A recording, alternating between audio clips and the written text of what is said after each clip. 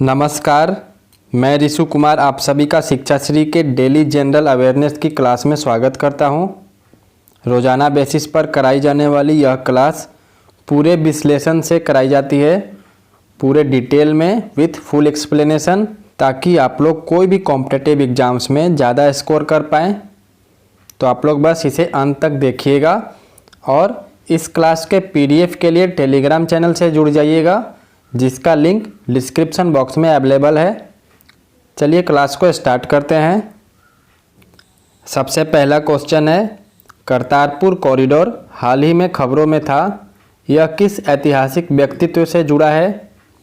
Kartarpur corridor was in news recently, it is associated with which historic personality? Options हैं गुरु गोविंद सिंह, लाला लाजपत राय, मोहम्मद इकबाल या फिर गुरु नानक देव। सही उत्तर होगा इसका गुरु नानक देव, जो कि सिखों के प्रथम गुरु भी थे। जो गुरुद्वारा दरबार साहिब है, ये करतारपुर पाकिस्तान में रावी नदी के तट पर स्थित है। याद रखिएगा, रावी नदी के तट पर स्थित है और पाकिस्तान में भारत पाकिस्तान सीमा से लगभग 3 से 4 किलोमीटर की दूरी पर है और ये भारत के गुरदासपुर ज़िले में डेरा बाबा नानक मंदिर से लगभग 4 किलोमीटर की दूरी पर है और पाकिस्तान के लाहौर से लगभग 120 किलोमीटर उत्तर पूर्वी में है। ये सारे चीज़ याद रखिएगा। और एक और इम्पॉर्टेंट फैक्ट ये है कि जो गुरु नानक देव जी थे, वो अपनी मृत्यु 1539 में उनकी मृत्यु हुई थी। उससे पहले 18 साल यहीं पर बिताए थे करतारपुर में, और इसी के कारण ये स्थान सिख धर्म के अनुयायियों के लिए बहुत ही महत्वपूर्ण माना जाता है, क्योंकि उनके पहले गुरु ने अपने जीवन के महत्वपूर्ण वर्ष यहाँ पर बिताए थे। और एक और इम्पॉर्टेंट फैक्ट ये है कि सिख जत्था जो है करतारपुर साहिब में मुख्यतः 4 अवसरों पर ही यात्रा करते हैं। पहला बैसाखी, दूसरा गुरु अर्जन देव जी की शहादत दिवस पर, तीसरा महाराजा रणजीत सिंह की पुण्यतिथि और चौथा गुरु नानक देव जी के जन्म दिवस पर। चलिए अगला क्वेश्चन को देखते हैं। अगला क्वेश्चन है, आप वेंचर कैपिटल शब्द से क्या समझते हैं? What do you understand by term venture capital? बहुत ही इम्पोर्टेंट सवाल है ये। ऑप्शंस हैं उद्योगों को प्रदान की गई एक अल्पकालिक पूंजी, नए उद्यमियों को एक दीर्घकालिक स्टार्टअप पूंजी प्रदान की गई, घाटे के समय में उद्योगों को दी जाने वाली फंड, या फिर उद्योगों के प्रतिस्थापन और नवीकरण के लिए धन मुहैया कराया गया।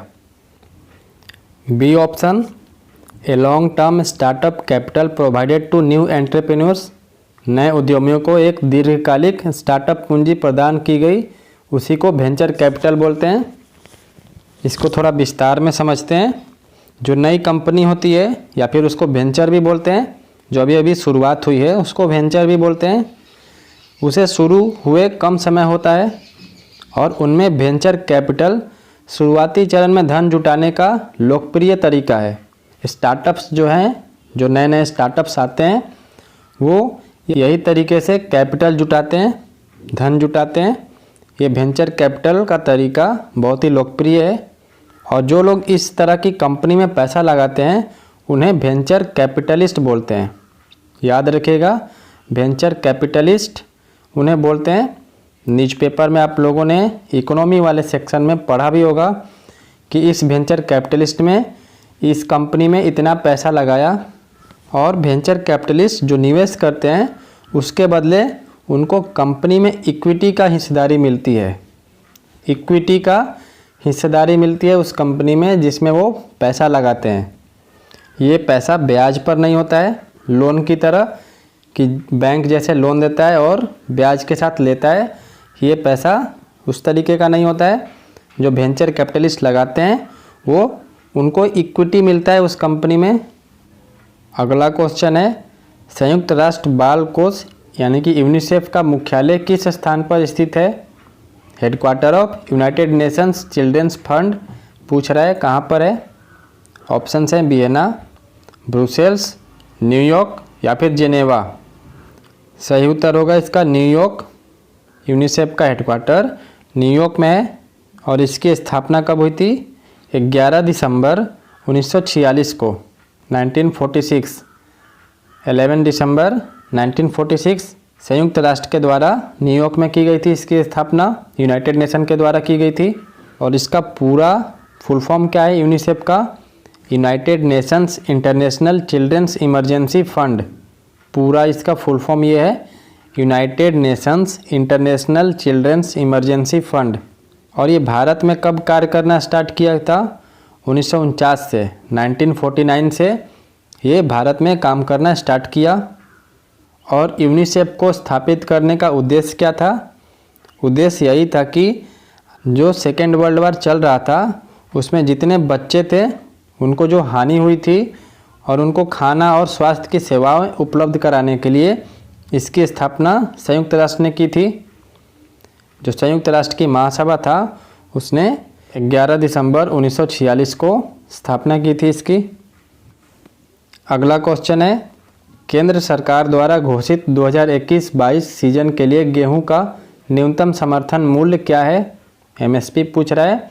What is the minimum support price of wheat for 2021-22 season as announced by union government? Options हैं 1925 रुपया, 1645, 1735 या फिर 1975। सही उत्तर होगा रुपीज़ 1975। 1975 रुपये प्रति क्विंटल एमएसपी तय किया गया है 2021-22 का। और एमएसपी होता क्या है, जो हाल फिलहाल में विवाद में भी चल रहा है।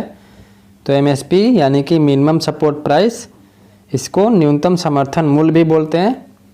ये सरकार की तरफ से किसानों की अनाज वाली कुछ फसलों के दाम की गारंटी होती है। और राशन सिस्टम के तहत जो ज़रूरतमंद लोग होते हैं उनको अनाज मुहैया कराने के लिए इसी एमएसपी पर सरकार किसानों की उनकी फसल खरीदती है। तो ये बेसिकली एमएसपी यही है कि सरकार की तरफ से एक गारंटी दी जाती है फसलों के दाम का कि इससे नीचे प्राइस नहीं जा सकता है। वही है जैसे यहाँ पर वीट का है 1975 से नीचे आपकी जो फसल है वीट गेहूँ उसको नहीं खरीदा जाएगा। अगला क्वेश्चन है, कमलांग वन्य जीव अभयारण्य भारत के किस राज्य में स्थित है? Kamalang wild life sanctuary is located in which state of India?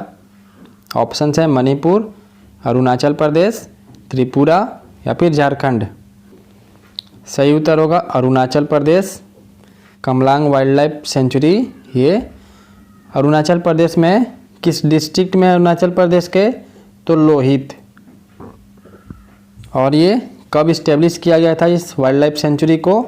Question आएगा तो इसका उत्तर होगा 1989 1989 में कमलांग वाइल्ड लाइफ सेंचुरी को इस्टेब्लिश किया गया था। भारत के north eastern state Arunachal Pradesh में है। और इसका नाम कमलांग क्यों रखा गया? क्योंकि वहाँ से कमलांग रिवर गुजरती है। जो कमलांग नदी है उसी के नाम पर इस वाइल्ड लाइफ सेंचुरी का नाम कमलांग वाइल्ड लाइफ सेंचुरी रखा गया था। जैसा कि आप लोग जानते हैं Arunachal Pradesh north eastern state है और इसका बॉर्डर असम के साथ और नागालैंड, साउथ में असम और नागालैंड के साथ बॉर्डर टच करता है इसका। और इंटरनेशनल बॉर्डर कौन कौन सा है? भूटान पश्चिम की तरफ और म्यांमार पूर्व की तरफ। और चाइना का डिस्प्यूटेड बॉर्डर नॉर्थ में मैकमोहन लाइन के साथ इसका टच करता है। इसकी कैपिटल अरुणाचल प्रदेश की कैपिटल क्या है? ईटानगर है। और यहाँ के चीफ मिनिस्टर कौन है? पेमा खांडू जी। गवर्नर कौन है? बीडी मिश्रा जी। और ये 7 सिस्टर ऑफ नॉर्थ ईस्टर्न बोलते हैं जिसको, उनमें सबसे लार्जेस्ट है अरुणाचल प्रदेश। यहाँ के हाई कोर्ट कौन सा है? गुवाहाटी हाई कोर्ट का बेंच जो है ईटानगर का वो है हाई कोर्ट है गुवाहाटी हाई कोर्ट, लेकिन गुवाहाटी हाई कोर्ट का बेंच जो ईटानगर है वो हाई कोर्ट है।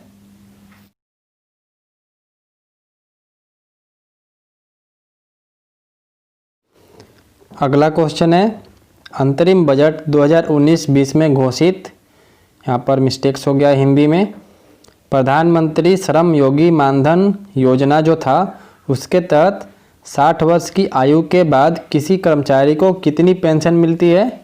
ये क्वेश्चन है, what amount of pension a worker would get after 60 years of age under Pradhan Mantri Shram Yogi Maandhan scheme announce in interim budget 2019-20। Option है 2500 रुपये मिलता है, 3000 रुपये मिलता है, 6000 मिलता है या फिर 1500 मिलता है। सही उत्तर होगा 3000 रुपया पेंशन मिलता है प्रधानमंत्री श्रम योगी मानधन स्कीम के तहत। जिनकी आयु 60 वर्ष की हो जाती है उनको 3000 पेंशन के तौर पर मिलता है। और ये मासिक पेंशन है 3000 की। जो व्यक्ति अपने पेंशन खाते में जितना योगदान करता है उतना ही योगदान सरकार की तरफ से भी किया जाता है। इस स्कीम में ये नियम है। अगला क्वेश्चन है, निम्नलिखित में से कौन भारतीय प्रायद्वीपीय क्षेत्र का सबसे बड़ा नदी बेसिन है? Which of the following is the largest river basin of Indian peninsular reason? Option हैं जुआरी, महानदी, गोदावरी या फिर कोयना। सही उत्तर होगा गोदावरी।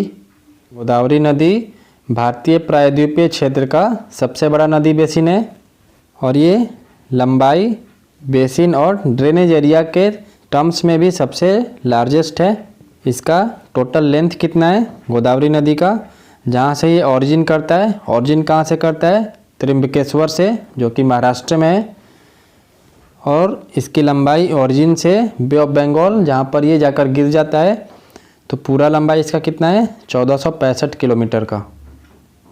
और गोदावरी नदी को दक्षिण गंगा के नाम से भी जाना जाता है। पश्चिमी घाट त्र्यंबकेश की जो पहाड़ी है वहाँ से इसकी उत्पत्ति होती है और महाराष्ट्र के नासिक ज़िले से निकलती है। और एक और इम्पॉर्टेंट क्वेश्चन क्या बनता है यहाँ से गोदावरी के ऊपर, कि इसकी उपनदियों का नाम बताना है, मतलब ट्रिब्यूटरीज का। तो कौन कौन सी है? प्राणहिता, इंद्रावती, मंजीरा। ये याद रखिएगा, ये सब ट्रिब्यूटरीज हैं, उपनदियाँ हैं। और गोदावरी नदी किन किन राज्यों से बहती है? महाराष्ट्र, तेलंगाना और आंध्र प्रदेश। और ये आंध्र प्रदेश के राजमुंद्री जो शहर है वहीं पर बे ऑफ बंगाल में जाकर गिर जाती है। महाराष्ट्र का कैपिटल क्या है? मुंबई है। वहाँ के राज्यपाल कौन है? भगत सिंह कोश्यारी जी हैं। और मुख्यमंत्री उद्धव ठाकरे। महाराष्ट्र का 2 राजधानी है, एक शीतकालीन नागपुर है। ये भी याद रखिएगा कि शीतकालीन जो राजधानी है वो नागपुर है। अगला क्वेश्चन है, निम्नलिखित में से कौन सा क्षेत्र शेर पूंछ वाले मकाक के लिए प्रसिद्ध है? Which of the following region is famous for the lion tailed macaque? Options है आंध्र प्रदेश के पूर्वी घाट, केरल के पश्चिमी घाट, उत्तरी भारत के शिवालिक पहाड़ियाँ या फिर उत्तर पूर्व भारत की पहाड़ियाँ। सही उत्तर होगा केरल के पश्चिमी घाट, वेस्टर्न घाट्स ऑफ केरला। और ये बहुत इम्पॉर्टेंट यहाँ से बन जाता है कि वेस्टर्न घाट के ऊपर बहुत सारे क्वेश्चंस पूछे जाते हैं। जैसे वेस्टर्न घाट्स है क्या? तो ये भारत के जो पश्चिमी तट हैं उन पर स्थित जो पर्वत श्रृंखला है वो इसी को पश्चिमी घाट बोलते हैं, वेस्टर्न घाट्स बोलते हैं। और इसको सह्याद्री भी बोलते हैं, याद रखिएगा। ये पूछता है Western Ghats is also known as, option दिया रहेगा तो ऑप्शन में सह्याद्री जो होगा वही ऑप्शन सही होगा, सह्याद्री। ये दक्कन के पठार के पश्चिमी किनारे के साथ साथ पर्वतीय श्रृंखला उत्तर से दक्षिण की तरफ 1600 किलोमीटर, याद रखेगा 1600 किलोमीटर लंबी है। और ये बहुत इम्पॉर्टेंट है वेस्टर्न घाट्स, किस लिए?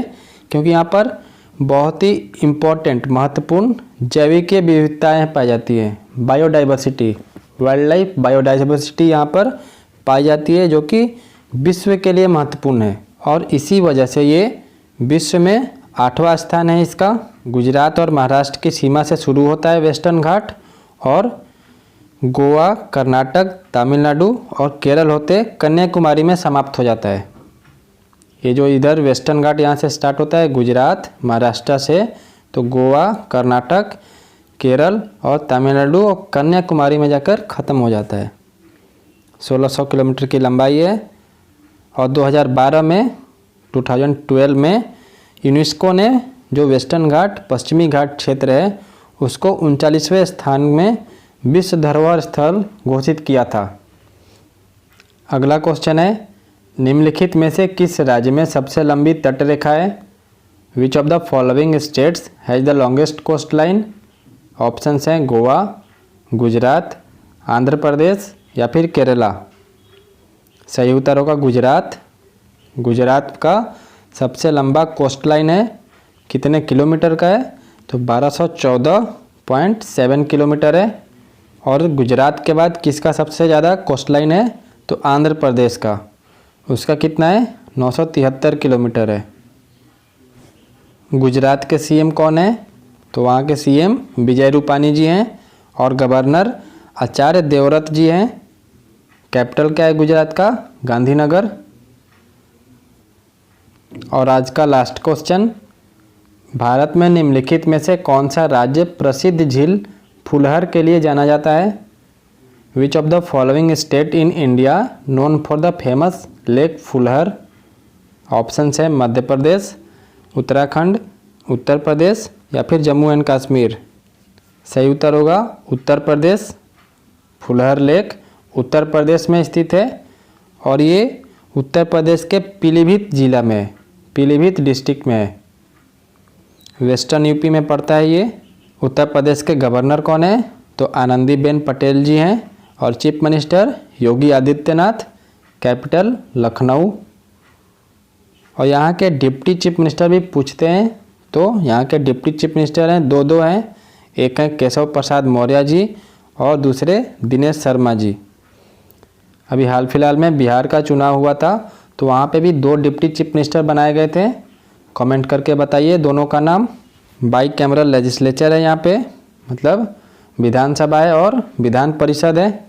टोटल डिस्ट्रिक्ट कितना है उत्तर प्रदेश का? तो 75 जिला है।